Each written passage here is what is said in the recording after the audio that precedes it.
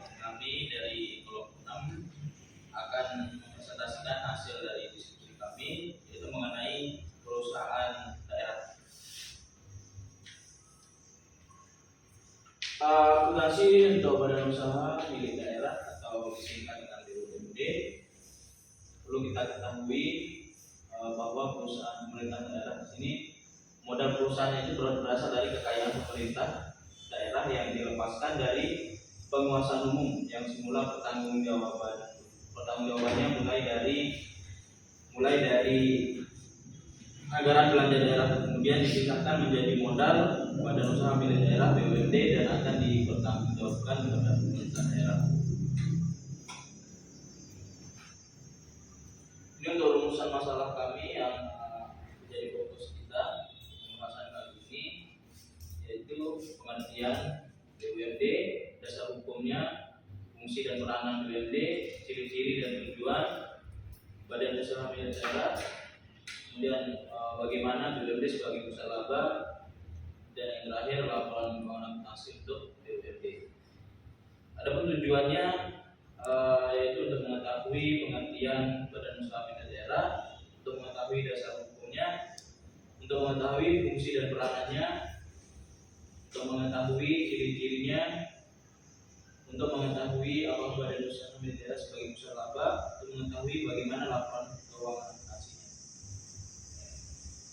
Dan yang selanjutnya tinjauan pusaka, saya akan menjelaskan mengenai pengertian dari BUMD itu sendiri. BUMD merupakan badan usaha yang dibentuk oleh pemerintah daerah yang diharapkan berperan penting dalam penyediaan barang dan jasa yang dibutuhkan masyarakat di daerah.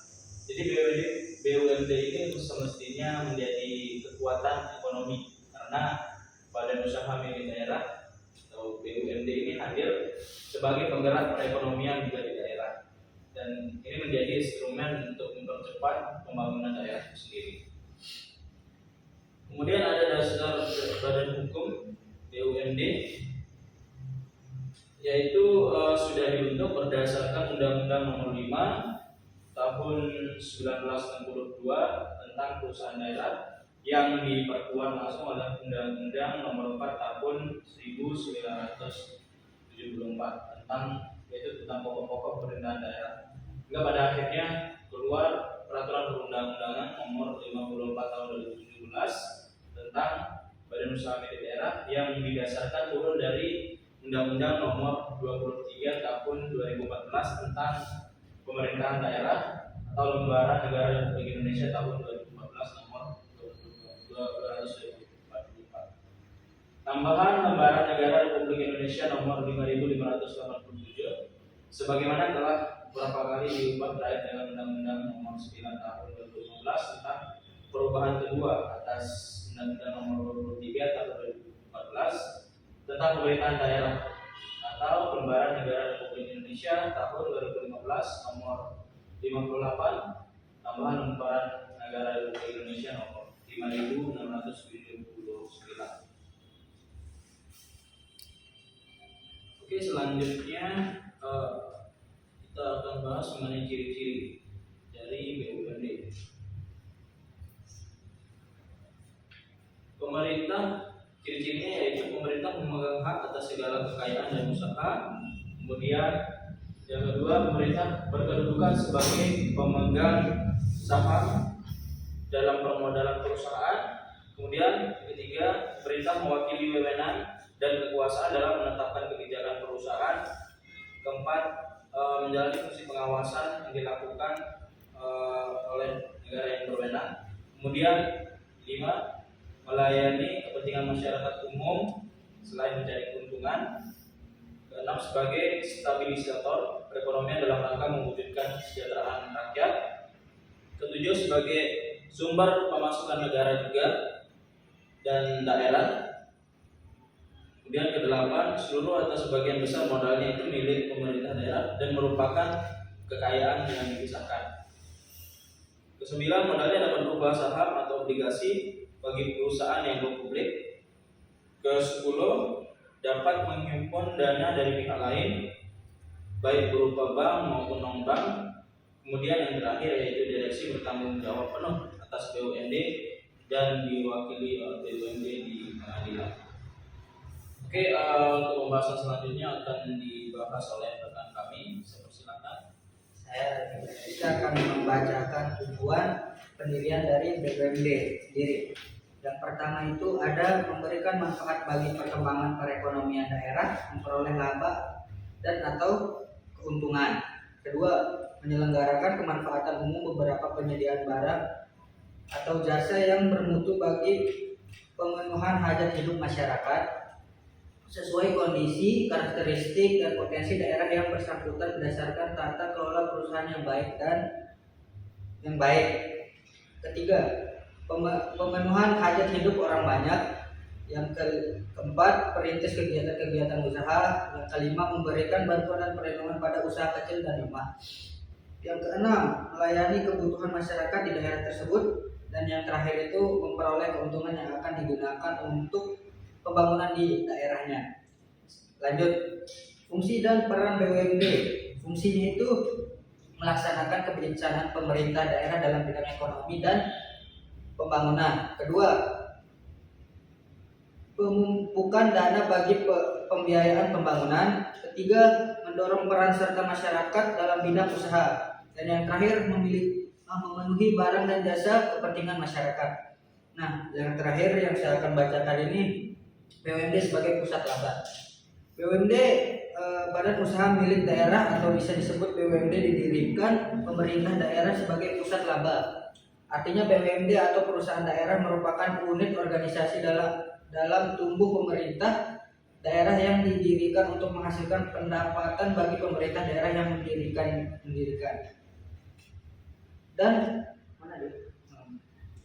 Dan prestasi badan usaha milik daerah atau BUMD sendiri tersebut diukur berdasarkan perbandingan antara laba yang dihasilkan dengan nilai investasi yang sudah dilakukan oleh pemerintah daerah sebagai investor. Dengan demikian, selain wajib menyusun laporan keuangan daerahnya, Pemda suatu provinsi atau kabupaten kota juga menjadi pemakai laporan keuangan entitas lain, yaitu badan usaha milik daerah atau BUMD, perusahaan daerah di lingkungannya. Akan dilanjutkan oleh teman saya di sebelah. Baik, saya Laila Fadila akan melanjutkan materi dari rekan saya.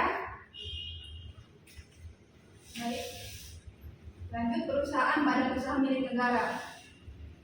Badan usaha milik daerah BUMD dibedakan dua golongan, yaitu perusahaan daerah untuk melayani kepentingan umum dan itu bergerak dalam berbagai bidang usaha, yaitu jasa keuangan, perbankan atau BPD dan bank pasar. Jasa air bersih, perusahaan daerah air minum dan berbagai jasa usaha produktif lainnya pada industri. Perdagangan dan perhotelan, pertanian, perkebunan, perparkiran, percetakan, dan lain-lain. Baik, materi selanjutnya, pengelolaan BUMD. Dalam era otonomi daerah, pemerintah telah memberikan kesempatan yang luas bagi pemerintah daerah untuk meningkatkan kesejahteraan rakyat. Pemerintah daerah dapat mengatur sendiri beberapa aspek kehidupan di daerah, baik aspek ekonomi, pendidikan, kesehatan, sosial maupun budaya. Dalam aspek ekonomi, pemerintah daerah memiliki kewenangan untuk membentuk suatu BUMD. Pada hakikatnya, BUMD mempunyai peran yang strategis dalam era otonomi daerah saat ini. Data yang ada menunjukkan bahwa sebanyak 1.007 BUMD dengan aset sebesar 340,118 triliun mencatat laba sebesar 10,372 triliun atau rata-rata rasio laba terhadap aset ROA sebesar 3,0%. Rendahnya tingkat ROA menunjukkan pengelolaan BUMD belum optimal. baik dari aspek keuangan maupun kinerja. Dengan kondisi ini dan ditambah adanya praktek mismanagement yang mengarah pada inefisiensi dan kecurangan, maka BUMD perlu dan penting untuk melakukan pembenahan hingga menjadi percepatan pelayanan publik. Kasus penjualan aset BUMD Jawa Timur BPKH hitung kerugian negara. Kepala Saksi Penyidik Pidana Kasus Khusus Kejaksaan Tinggi Jawa Timur Gandeni Herdiana mengatakan kerugian negara dalam perkara dugaan korupsi penjualan aset badan usaha milik daerah atau BUMD Provinsi Jawa Timur masih dihitung Badan Pengawasan Keuangan dan Pembangunan BPKP. Dia belum tahu kenapa penghitungan tersebut selesai. Saya belum tahu masih dihitung. Ujar dan Denny saat ditemui di kantornya Rabu 26 Oktober 2016. Menurut dia, sejak pekan lalu BPKP didampingi beberapa jaksa penyidik datang meninjau aset BUMD yang diduga dipindah tangankan ke Kediri dan Tulungagung. Mereka untuk menghitung nilai penjualan aset itu. Saya lupa alamannya di mana, yang jelas mereka sana katanya. Dan Denny enggan menjelaskan apakah status mantan direktur utama PT Pancawira Usaha PWU Dahlan Iskan naik menjadi tersangka jika menghitung kerugian negara telah selesai. Dahlan rencananya diperiksa lagi pada Kamis 27 Oktober 2016. Kenapa harus ditunjukkan ke situ? Dahlan, padahal kami mengalami fakta perbuatan yang sebenarnya. Adapun Kepala BPKP Perwakilan Jawa Timur Agus Setianto mengaku penghitungan nilai kerugian BUMD masih dilakukan. Tim BPKP masih melakukan penghitungan, ucapnya.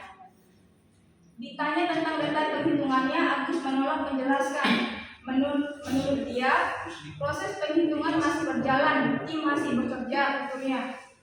PT PWU yang merupakan gabungan dari beberapa badan usaha milik pemerintah Provinsi Jawa Timur telah diusut sejak 2015. Kejaksaan mencurigai adanya penyalahgunaan uang hasil dari pemindahan aset PT WMU. Namun belum ada penghitungan pasti beberapa jumlah kerugian negara dalam kasus ini. Baik, materi selanjutnya kelebihan. 1. Air PDAM sudah pasti bersih dan layak konsumsi, baik untuk mencuci hingga untuk diminum. 2. Menggunakan air PDAM dapat menghemat waktu dan tenaga. 3. Bagi kota-kota besar seperti Jakarta, penggunaan air PAM atau PDAM dirasa akan lebih murah sebab bila menggunakan air sumur atau air tanah akan dikenakan pajak. Kekurangan. Para pengguna air PAM atau PDAM perlu merogoh kocek lebih, membayar tagihan rekening air setiap bulan. Biasanya proses distribusi banyak dari kebocoran yang bisa membuatkan mutu air PAM menurun. Meskipun PDAM menjamin kualitas kejernihan airnya, terkadang untuk musim kemarau sesekali aliran air PAM juga keruh dan berbau kapuri.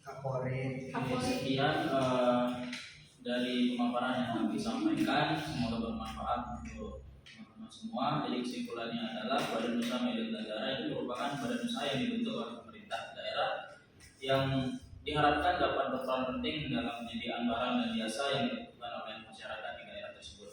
Tujuannya adalah untuk memberikan manfaat tentunya bagi perekonomian daerah pada umumnya, menyelenggarakan pemanfaatan umum berupa penyediaan barang atau jasa yang bermutu bagi pemenuhan hajat hidup masyarakat sesuai dengan kondisi yang ada. Perusahaan daerah air minum PDAM atau PDAM merupakan salah satu entitas tanpa akuntabilitas publik yang diwajibkan juga untuk menyusun laporan keuangan sesuai dengan pedoman akuntansi keuangan. Namun kenyataannya tidak mudah bagi PDAM yang merupakan salah satu badan usaha milik daerah tersebut untuk menerapkan standar akuntansi keuangan tersebut. Sampai saat ini terdapat sekitar mungkin 10% PDAM di Indonesia yang belum dapat menyusun laporan keuangan. Jadi itu kesimpulan dari kami. Sekali lagi terima kasih atas atensinya. Sekian. Assalamualaikum warahmatullahi wabarakatuh.